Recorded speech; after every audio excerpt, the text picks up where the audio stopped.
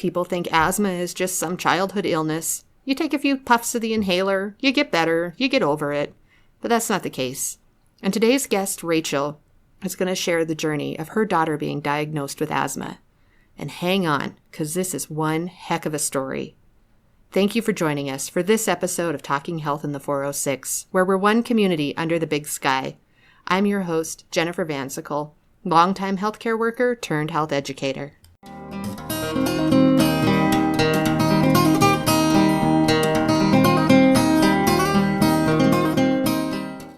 You've kind of been touched in your life with asthma. Do you have a family history of asthma, like parents, grandparents, or anything? I don't. My kid's dad does. Okay, so it kind of He, came that side, yeah, huh? he has asthma. When your kiddos were young, would you have considered them healthy, active? Take us back. How was life back then? Yeah, absolutely healthy kids, no issues at all. They did sports, uh, just no major health issues whatsoever. And one of your girls developed some issues with asthma. Yes. And so what did that look like? How did that first surface, or what first got your attention with that? Yeah, so Mia was in sixth grade. She was playing basketball and she started having some breathing issues during games where she would get very out of breath and have trouble recovering and coming out of that. So took her to the doctor and she got diagnosed with exercise induced asthma. And I remember being really surprised and shocked. I thought, no, this can't be right. She doesn't have asthma. She's fine. She's a healthy kid.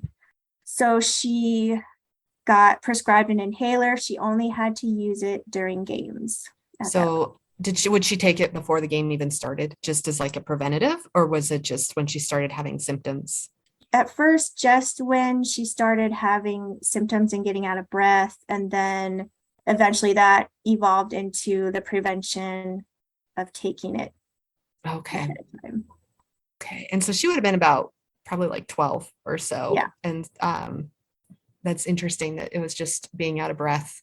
And you guys were able to tell, it's not just, oh, you're out of shape, you need to run more in the off season.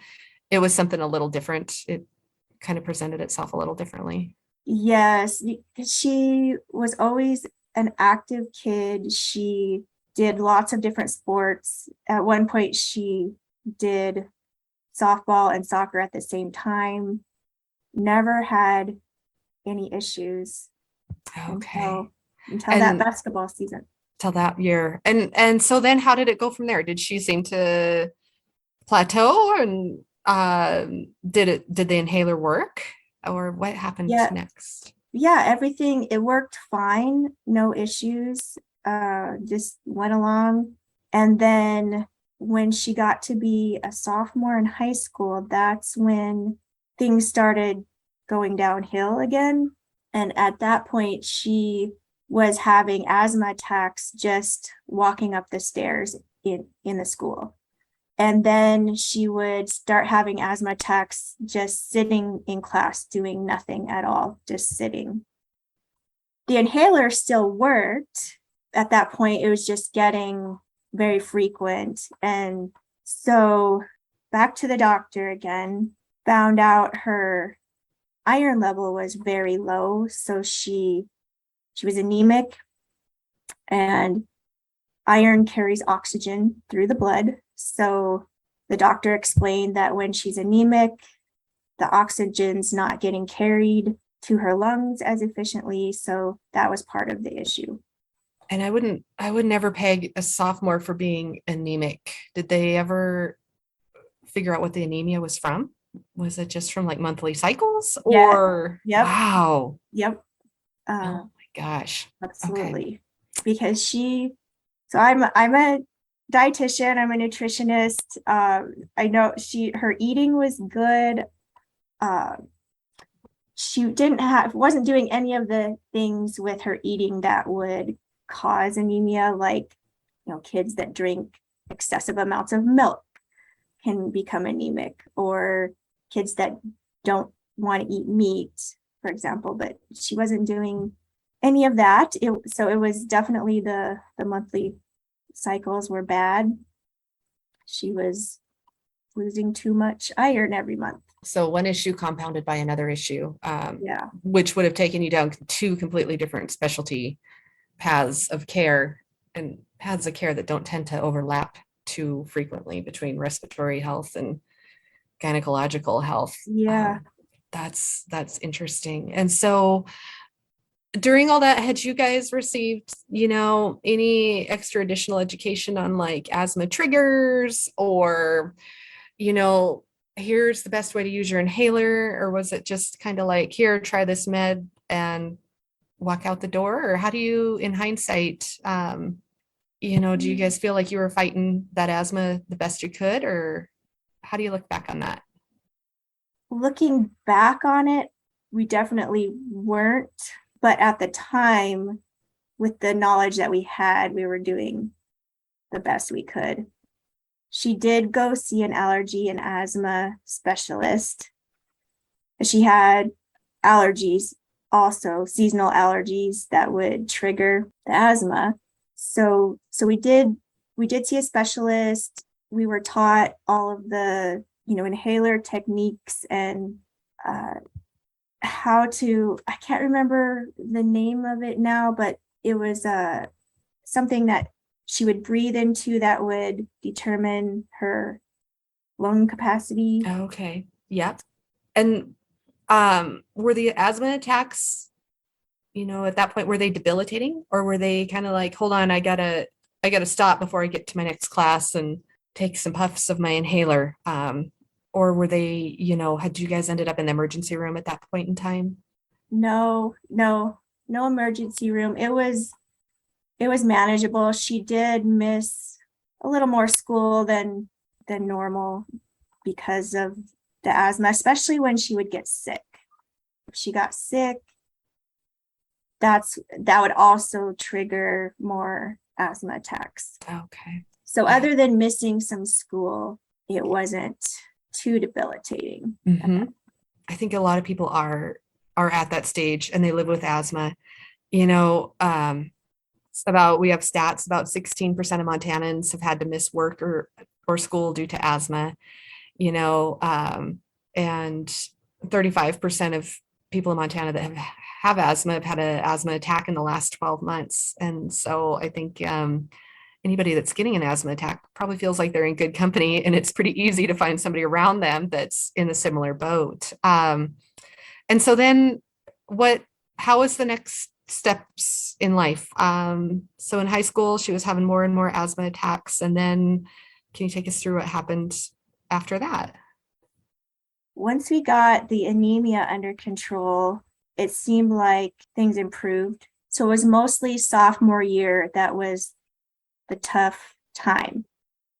And then after that, after the anemia was under control, and she got on some allergy medication too to reduce that trigger.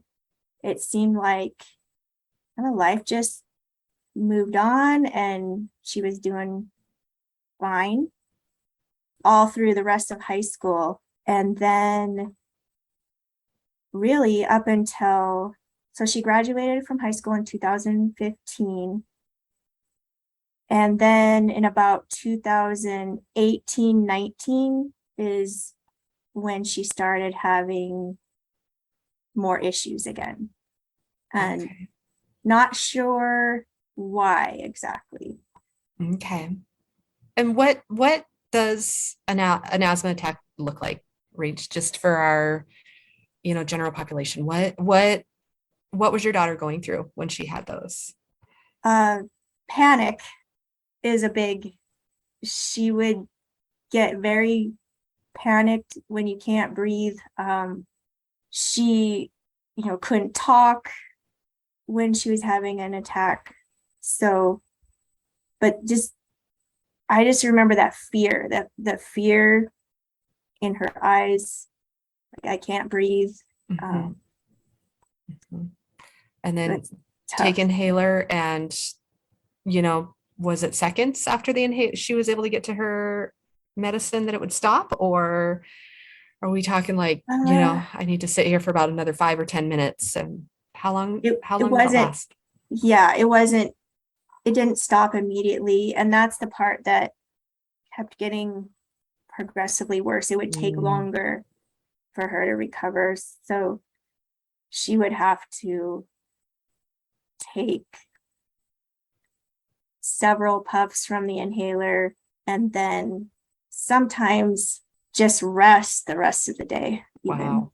hmm that sounds debilitating. That sounds like, qualifying for a disability, if yeah. And Yeah. so she graduated from high school. Um, did she continue to live at home, or did she move away and go off to college? She went Or off, yeah, she went off to college in Bozeman. Didn't really have issues. Everything seemed pretty okay. She eventually moved back to Billings and went to college at MSUB. And it really wasn't until probably partway through, maybe halfway through 2018 that she started having more issues. okay. And what did those issues look like? Was it just more frequent asthma attacks, or was she starting to struggle with her iron again? Or Just more frequent asthma attacks. They okay. just kept getting more frequent and more severe. Okay. And so was she able to work and go to school, or did she end up having to drop out of that? Could she still function with life? She she was going to school and working still. She would miss some work and classes sometimes. But yeah, she was still going along. She's a fighter. Yeah. Yeah. She yeah, And so yeah. she was what, 21 by that time? 22, somewhere in through there? Uh let's see. So yeah, 2021. Okay.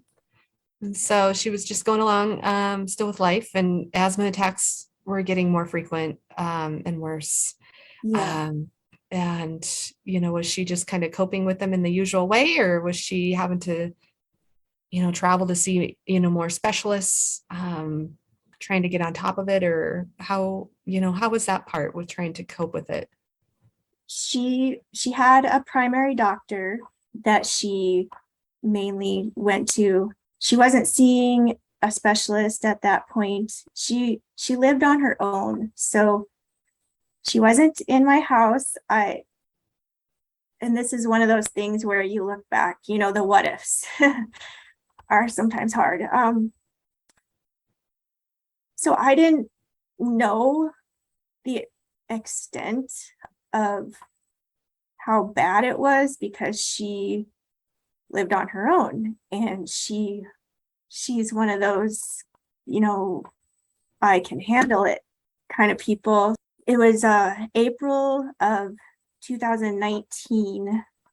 It was getting really bad. She had gone to the doctor 3 times in 10 days having issues. She was going to walk in because it was hard to get into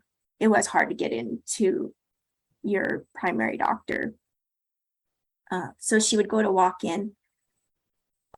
They would give her a nebulizer treatment and she got steroids, like 5 days of steroids, and then she would be back again a few days later, still struggling. On her last visit to walk in, the provider prescribed her a maintenance inhaler. So up until this point, she had only ever used albuterol, which is a rescue inhaler. Okay. So like, I'm having an attack here. This is what's going to pull me out of it. Yeah, so up until this point, she had never used a maintenance inhaler. She went to the pharmacy to get it. The pharmacy said it had to be pre-approved by the insurance first. Mm, So she could have gotten it, but it would have cost her $400 Oh my gosh. out of pocket. So she decided to wait for insurance to, the approval to go through to get it. So the very next morning, she ended up in the ER. She actually drove herself to the ER that time, because again, I'm tough and I can handle this and I don't want to worry anybody. But she called me when she got to the ER, so I went and met her there. She got several nebulizer treatments in the ER that day, and then they discharged her and she went home. We got the maintenance inhaler, so she started using that, and then it was probably less than a week. I think it was maybe, I want to say it was about 3 days from the first ER visit. 3 days later, my niece called me and told me Mia's on her way to the ER in an ambulance. She stopped breathing, and my niece did CPR and got her breathing again. The paramedics were amazing. They got there within minutes. So she was, in the ER again. This time they decided to admit her to ICU. And so we're in the ICU. I decided to spend the night with her, and we were laughing and joking, and she seemed good. And I thought, well, she'll get discharged tomorrow and life will go on. So it was about 4 a.m. She said, "Mom, I feel wheezy." And I went and grabbed one of the nurses, and within 5 minutes, they were intubating her. She stopped breathing again. And this is happening in front of me. And it's not like in the movies where they get you out of the room and you don't witness anything. They are so focused on her, and they put her in a medically induced coma so that her lungs could heal. And at that point, if she would have not been in the ICU when that happened, she probably wouldn't have survived that, because it happened so quickly. And so she's in the medically induced coma, but her oxygen levels were dropping still. So her lungs could not oxygenate her blood like they are supposed to. So she had an amazing pulmonologist that I credit with saving her life at that time. Just very compassionate and intelligent doctor. And she told us Mia needs to be put on ECMO. So ECMO is a machine that takes all of the blood out of her body, oxygenates it, and puts it back in. So the machine is doing the oxygenating instead of her lungs. And this was basically a last resort. If this didn't work, there was nothing else. So she went into surgery, and she had 2 large tubes put into the artery in her neck, and those were the tubes that took the blood in and or took it out and put it back in. So she was getting, so that went well, and then her oxygen levels were good. They did have to go in and suction mucus out of her lungs pretty regularly. So the next hurdle was she could only stay in Billings at the hospital for 72 hours. So they were going to have to send her to Salt Lake. And part of the reason for that is when a patient's on ECMO, they have one nurse that takes care of them the entire time, and that nurse does nothing else. Has no other patients. It's just her. And it's a very specialized thing, and there weren't enough nurses to keep taking care of her. And she had amazing nurses, and they even volunteered to work 16-hour shifts so that she could stay. But there's a hospital policy also in place with that. So we had to go to Salt Lake. So a team from Salt Lake flew to Billings to get her. A life flight team of 6 people came to get her, and I couldn't go on the plane with her because there's all this medical equipment, the medical staff, there's just not room, So at that point, she was not completely stable. It was still pretty iffy. And so I didn't know, saying goodbye, if I would see her again. So she went on the life flight, and her dad and I had to drive to Salt Lake. So she was going to get there before us. And thankfully my sister lives in Idaho Falls. So she drove to Salt Lake and was there when Mia got there. So I was really thankful for that. So we drove all night to Salt Lake. Mia's dad and I and my other daughter came with us as well. And we got there at probably 4 a.m. or so.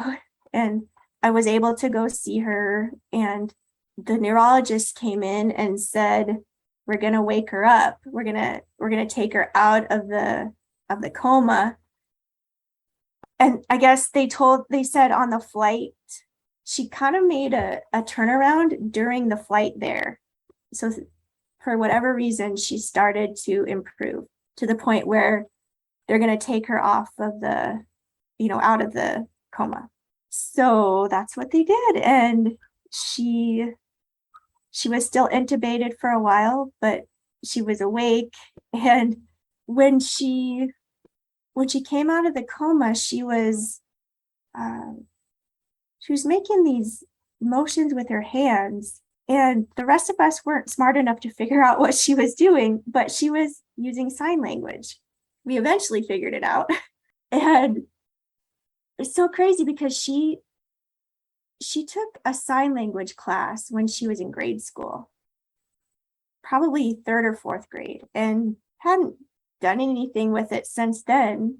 But for whatever reason, she remembered. And she was trying to communicate to us with sign language because she was still intubated and she couldn't talk. Wow. That's impressive. Yeah. Yeah. So once we figured that out, of course, the rest of us don't know any sign language. So we still didn't know what she was saying. But the nurses got her a whiteboard so she could write it down. So she was in Salt Lake for about a week. And she came out of it. She had some damage to her vocal cords. And anybody that knows Mia, that was terrible because she is a performer. She loves theater. She would direct plays. Acting was her passion. So to have damaged vocal cords wasn't the best news. But luckily, her vocal cords did recover, and she was loud as ever. she was actually, when all of this happened, she was about to have a performance, and she had a lead role in this play, and this all happened, and she couldn't do it because her vocal cords were damaged. So she had to also do some physical therapy because this had, at this point, had been probably 10 days of being in a hospital bed. Mm-hmm. So she was pretty weak. So did they discharge her back to Billings? Like she had to stay back in a Billings hospital, or was it like straight home from Salt Lake City? Straight home. Okay. Straight home. So at that point, she moved back in with me because she couldn't work for a while. She had to recover. So, but eventually she started working again, and we figured out some of her triggers. So before this all happened, she loves animals, absolutely loves animals. And so she was working as a groomer. And so we figured out that the chemicals and all of the animal hair and all of that she was around all the time was probably a trigger. And then after she was able to go back to work again after the ICU, she went to work at Starbucks, where she had worked there before. But this time, the cleaners, all the chemicals and the cleaners that she had to use would trigger. So she couldn't do it. It was very triggering and just too risky.